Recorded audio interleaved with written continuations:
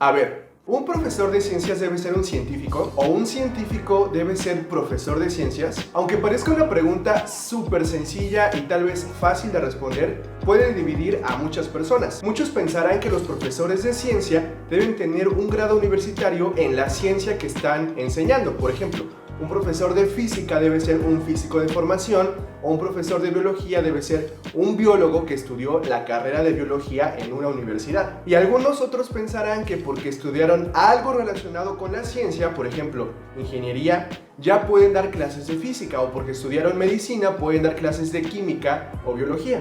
¿Tú qué piensas? Pero a menos que me digas lo contrario, creo que no podemos basar nuestro sistema educativo en un yo creo o yo opino, aunque así se haya hecho hasta el día de hoy, pero no se debería. Entonces, ¿quién nos puede decir, quién nos puede responder a esta pregunta? Pues la investigación científica, porque hay toda una rama de la investigación que se dedica únicamente a estudiar el proceso de la enseñanza y la educación, y se llama la investigación educativa. Y tiene muchísimos años, como 50 o 60 años, dando resultados acerca de todo el proceso de enseñanza y aprendizaje para los estudiantes, profesores, directores y todos los agentes involucrados en educación, pero parece que nadie les hace caso. Así que investigando por ahí me encontré con este artículo, que justamente habla acerca de las diferencias de las ideas clave que debe tener un profesor de ciencias de un científico, específicamente un profesor de física en el bachillerato y un físico que ejerce la disciplina de la física como disciplina intelectual. Pero lo increíble de este artículo es que se publicó en 1999. Hace 21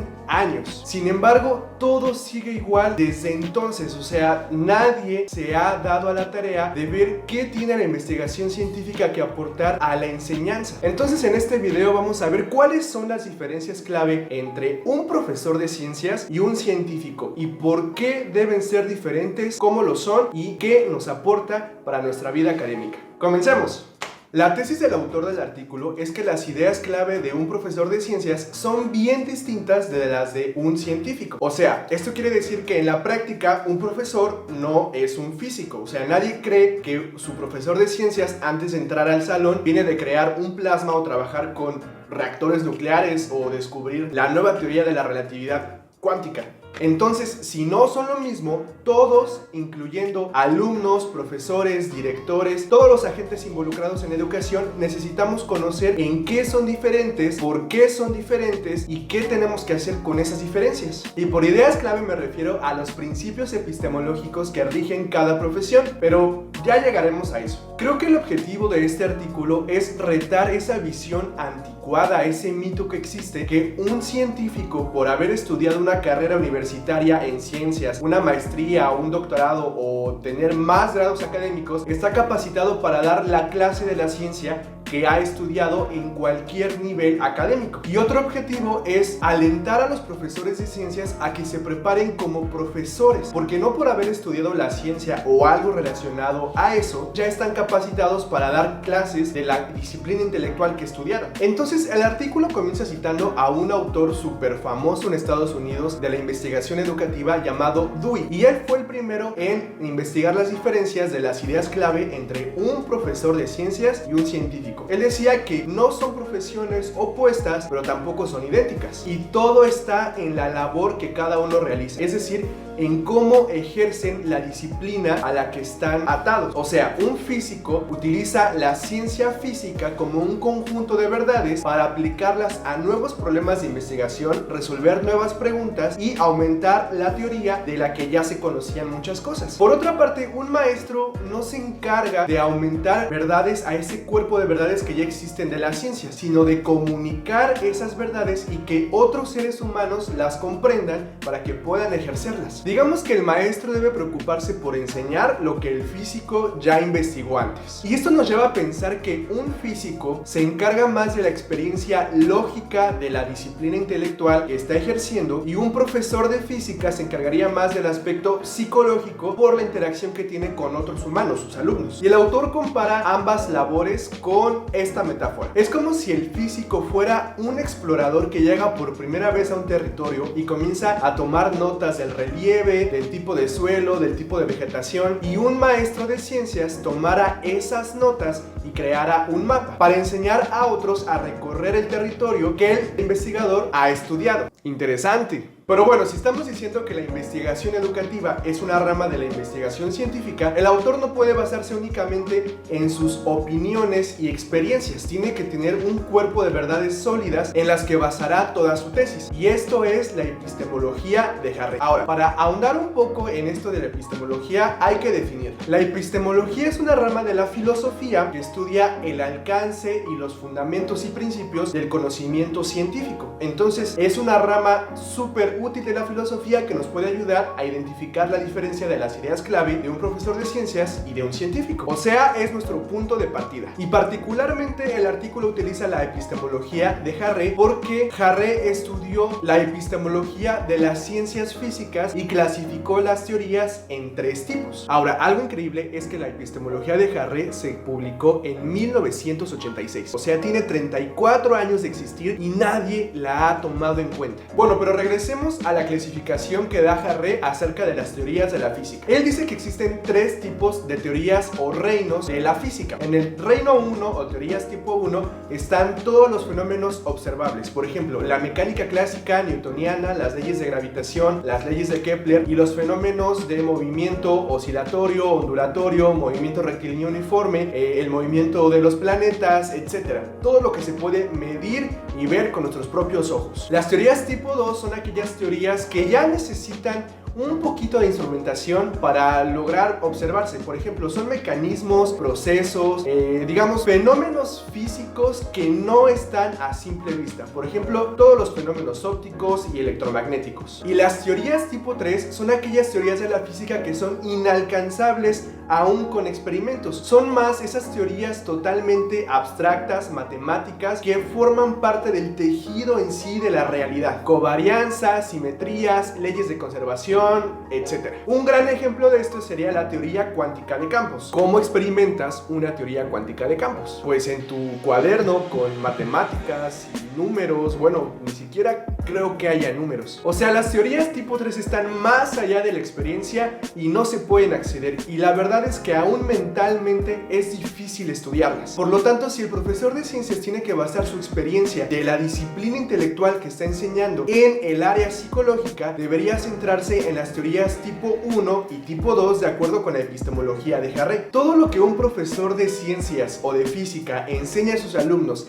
en bachillerato y en carreras universitarias que no están especializadas en la ciencia que están enseñando, deberían ser de fenómenos observables y poco a poco, progresivamente, ir cambiando a fenómenos cuya observación requiere instrumentación especializada y jamás meterse a las teorías tipo 3. Al menos en una clase. Estoy hablando de algo totalmente académico, no algo divulgativo. En cambio, un físico se mueve en las teorías tipo 2 y tipo 3 diario, o sea, es su ambiente de trabajo. Es más, casi siempre están en las teorías tipo 3 totalmente abstractas y que nadie entiende excepto aquellos que se dedican a ejercerlas. Entonces, este es un buen punto de partida para identificar las ideas clave que son diferentes de un profesor de física y de un físico. Está especialmente en las teorías en las que se mueven todo el tiempo. Los profesores de física deberían moverse en teorías tipo 1 y tipo 2 de acuerdo con la clasificación de Harré, y los físicos deberían moverse en teorías tipo 2 y tipo 3. Pero ¿qué sucede cuando un físico da clases de física? Como está acostumbrado a moverse en teorías tipo 2 y tipo 3 muy abstractas con representaciones matemáticas infinitas, entonces eso quiere dar a sus alumnos. Quiere enseñar la física a través de las experiencias tipo 3, y son experiencias que los alumnos no comprenden, y por eso un alumno sale fastidiado de una clase de física, química o biología, porque su profesor únicamente le enseña a pensar como físico. De hecho, el artículo reporta una entrevista que le realizó el autor a un profesor de ciencias, específicamente de física, de un bachillerato bachillerato. Y el profesor le afirmaba que para que un estudiante logre comprender y disfrutar completamente la teoría de Maxwell electromagnética, necesita haber estudiado al menos 3 años de cálculo integral y diferencial para que comience a comprender de qué trata esta teoría. Obviamente eso es imposible en el bachillerato y en universidades donde no enseñan carreras científicas, y los profesores de física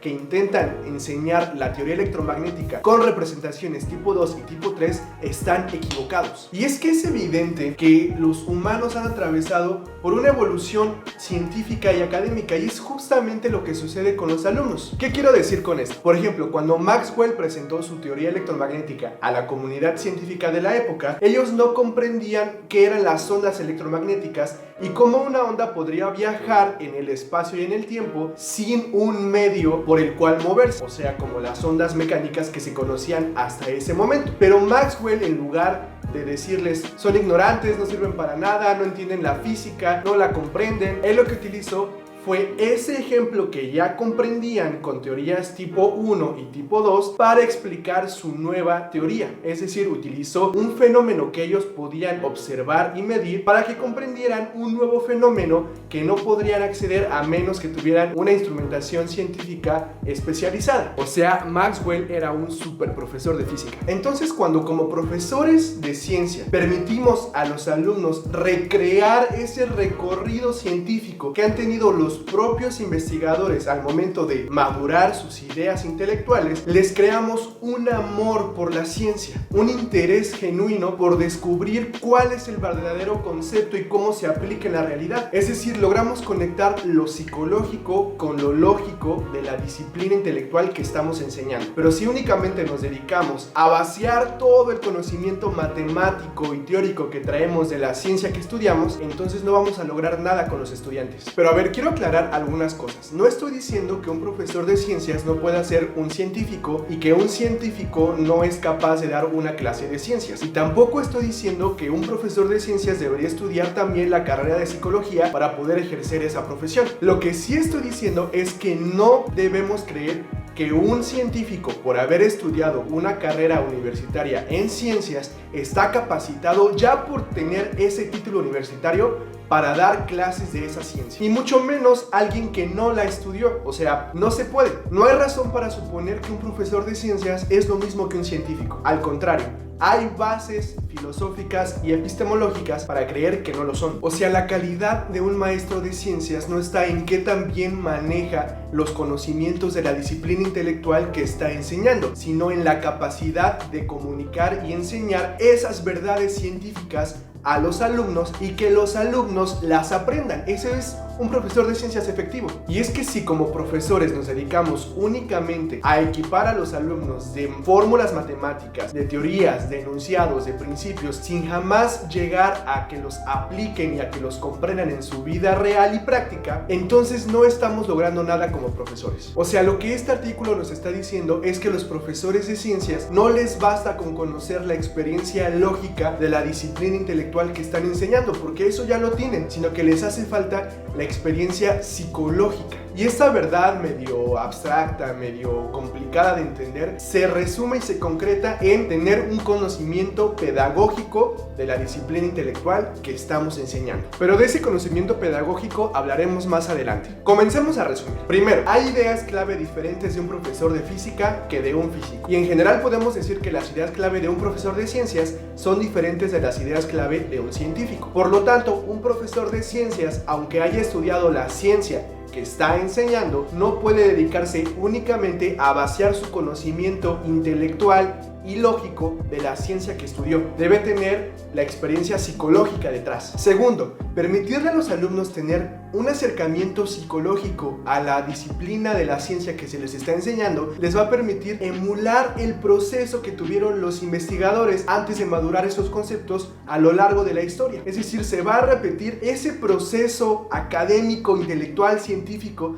que se llevó durante cientos de años, pero dentro del salón de clases. Y la ventaja de esto es que ya sabemos en qué se equivocaron los científicos, qué creían y cómo cambiaron sus concepciones. Y podemos utilizar esa misma estrategia que se conoce desde antes para enseñar a los alumnos. Y de esta manera nos podremos adelantar a sus problemas, dificultades y enseñarles de una mejor manera cómo comprender la física y la ciencia. En este sentido, el profesor de ciencias se convierte en un facilitador del conocimiento y no en la autoridad intelectual del salón de clases. Pero de esto también hablaremos más adelante. Y tercer resultado de este artículo. Es súper importante y es necesario y se tiene que hacer ya reformar la educación que se le da a los profesores de ciencia. Y si no hay ninguna, comenzar a educarlos. Los profesores de ciencia que son científicos o que han estudiado algo relacionado con la ciencia que están enseñando deben tener conocimientos epistemológicos y didácticos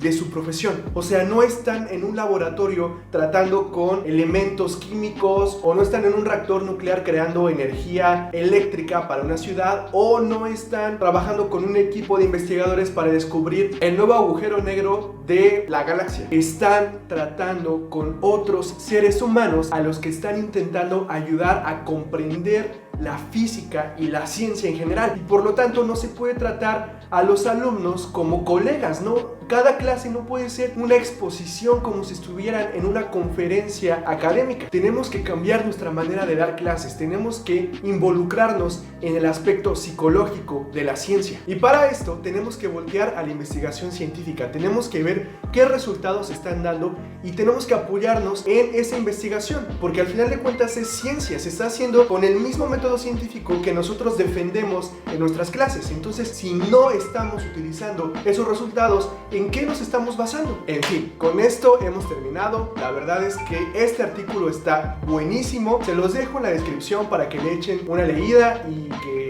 pues ustedes tengan su propia opinión acerca de lo que dice. Y yo me quedo con una frase que me impactó de un profesor de física al que el autor está entrevistando. Y le dice lo siguiente: mi experiencia como profesor de física de bachillerato es que he aprendido más y mejor física que durante todos mis años de estudios universitarios y de posgrado en física teórica.